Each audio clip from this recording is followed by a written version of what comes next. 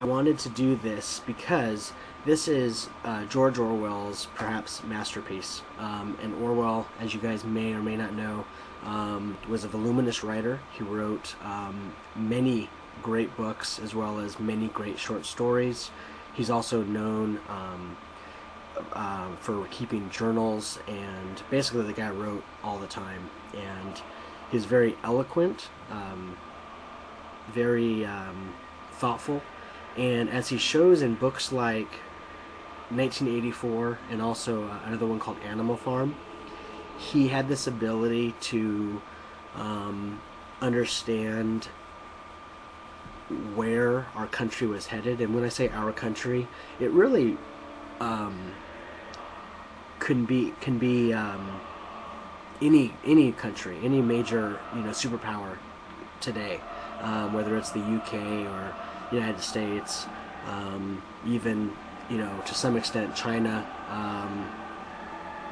What's happening in Russia.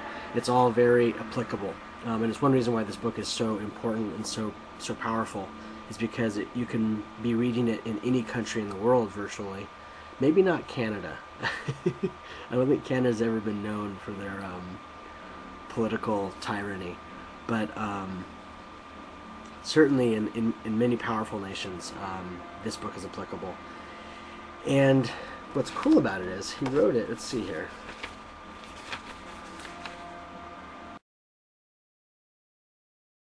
It was first written in 1950, so that's 58 years ago.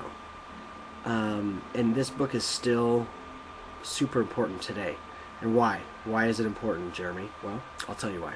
Because in this book, Orwell describes basically a government that has become so powerful and has taken over the rights of people, of the citizens, that they have things, for example, like they're called the truth police, or the thought police. There is the Ministry of War, and all they do all day long basically is put out, they just war and battle, and you can imagine this constant tearing down of other nations, of smaller, weaker nations, um, and this central power, which is never really seen. You don't see the inside of it really. You can just imagine like these black helicopters and these dark, big, tall, powerful buildings that your average citizen will never see inside of.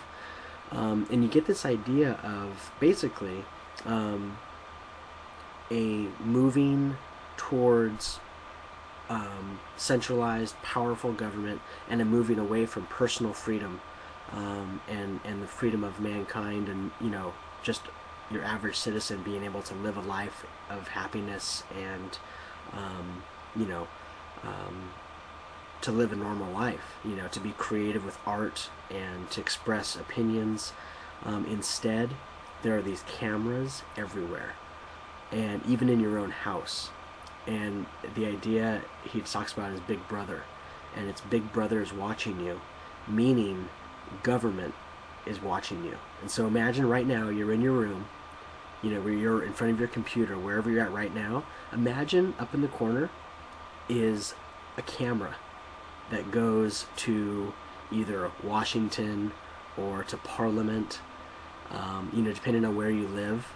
But that's what we're talking about here, is this idea of government encroachment and activity in every aspect of your life. And so it's very, very powerful, great story, and I highly, highly recommend it.